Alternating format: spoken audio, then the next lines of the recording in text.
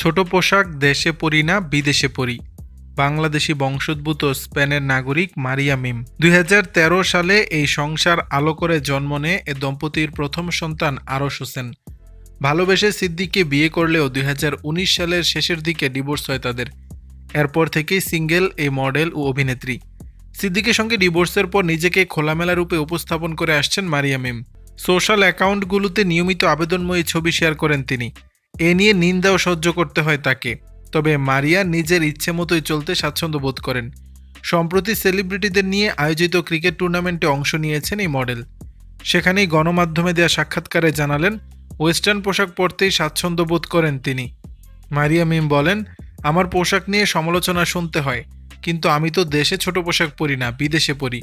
কারণ আমি বেড়ে উঠেছি বার্সেলোনায়, সে কারণে ওয়েস্টার্ন পোশাক পছন্দ করি। এই ধরনের পোশাকে আমাকে ভালোও লাগে। এই মডেল বলেন, বলিউডের কেউ ছোট পোশাক পরলে তখন প্রশংসা করা হয়, কিন্তু আমরা ছোট পোশাক পরলে সেটা ভালো লাগছে না। আমি মনে করি মানুষের মেন্টালিটি পরিবর্তন করা উচিত। কারণ মিডিয়াতে কাজ করতে হলে তো গ্ল্যামারাস থাকতে হবে, সুন্দর ড্রেস পরতে হবে। ছোট পোশাক তারাই পরবে যাদের মানায়, সুন্দর লাগবে। যারা ফিট না তারা যদি ছোট পোশাক পরে বা ওয়েস্টার্ন ড্রেস পরে সেটা দেখতে খারাপ লাগবে, এমনটাই বলেন মিম। দর্শক, বিষয়টি নিয়ে আপনাদের মতামত জানাবেন নিচের কমেন্ট বক্সে।